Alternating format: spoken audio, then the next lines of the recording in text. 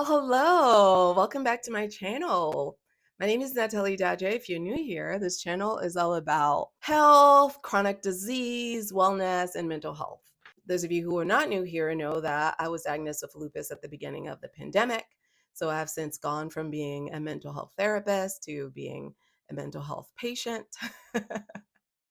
And someone who is deeply invested into their spiritual world. So I've turned this space into a spirituality, health and wellness space where we talk about lupus and we talk about its impact on our mental health in general. I also talk about some of the spiritual habits that I've developed over the course of the disease that are helping me manage my lupus effectively. This is a part two of a video that I started last week when I was talking about some of the early side effects that people often experience with lupus that they minimize. Like many people, when I was first experiencing these symptoms, I had no idea that there was something much more sinister, dark, and heavy at hand. You see, the problem is lupus has 1,000 different symptoms. Lupus can look like all sorts of things depending on your blood type, the body type that it's affecting, the type of lupus that you have. No two lupus patients are the same. Life can look very different, for two people who have the same condition because the ways in which that condition manifests itself is going to be fairly unique. However, even with that being said, there are some common symptoms that many lupus patients experience, before being diagnosed with lupus. The reason I transitioned this space into being a space that talks primarily about lupus is because I have learned that lupus is very common among women, more so than men, which is something I did not know at the beginning of my journey. I've also learned that women of color, in particular, tend to be most likely to be diagnosed with lupus, and they also tend to have the worst outcomes from the disease. That is when my passion kicked in for, making this space about these conversations, because unfortunately, lupus can also be a deadly disease when unmanaged because your immune system is compromised. So the disease itself then attacks different parts of your body. So it's not that lupus itself ends your life, but it's lupus's impact on your bodily organs and their inability to function that can gravely affect the quality of your life and also cause you to have, an early death due to that organ essentially failing.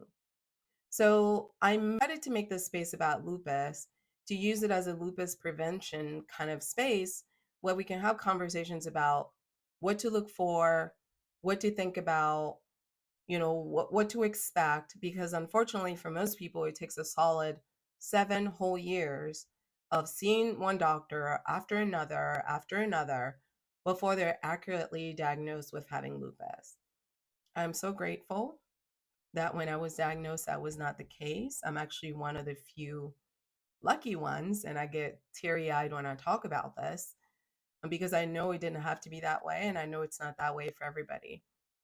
I'm very lucky that even though I was diagnosed at the beginning of the pandemic, which was a very scary time for all of us because, you know, coronavirus, we remember that and the impacts of that.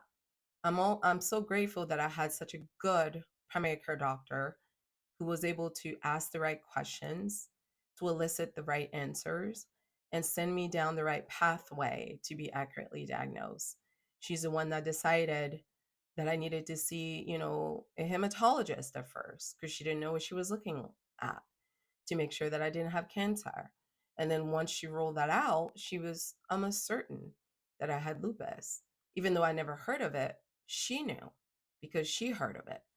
And the fact that all of that happened within just a month of me seeing her is truly remarkable because most people will go see their primary care doctor time and time and time again.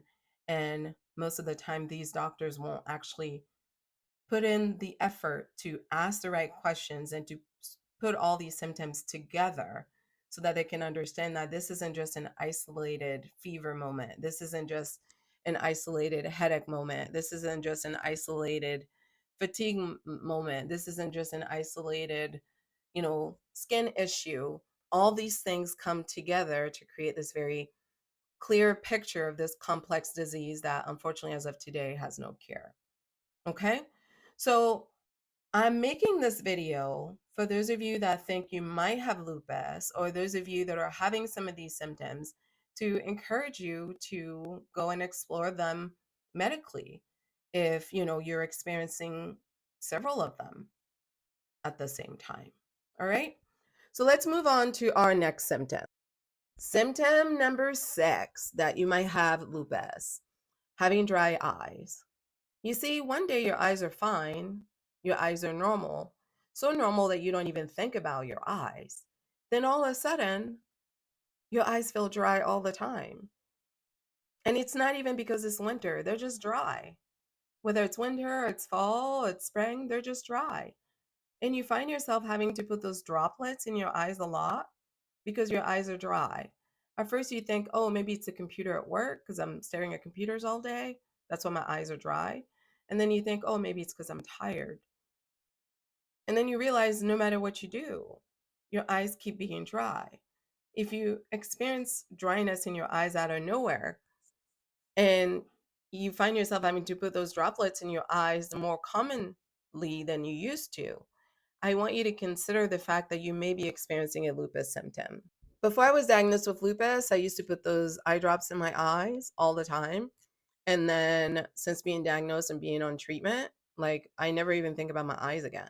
But before being diagnosed, that was a constant thought on my mind because it's the kind of dryness that you cannot ignore and you feel like you have to do something about it. Number 7, you feel foggy, you feel confused, and you have headaches. Personally, prior to being diagnosed with lupus, I'm someone who always had a sharp mind. I was born with a sharp mind. I've had a sharp mind my whole life. I grew up in a home where my parents spoke different languages.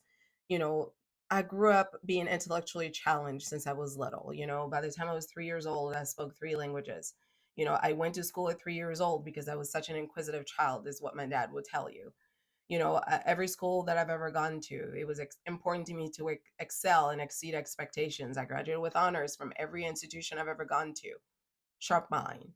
When lupus came, all of a sudden I was forgetting things, not remembering things, not being as organized, and it was deeply troubling to me because obviously I was very young and I didn't understand what was happening. Like, why am I losing my mind in my 30s? Another thing were the frequent headaches. Again, I'm not someone that struggled with headaches or generally a very healthy person, but suddenly my head was always throbbing.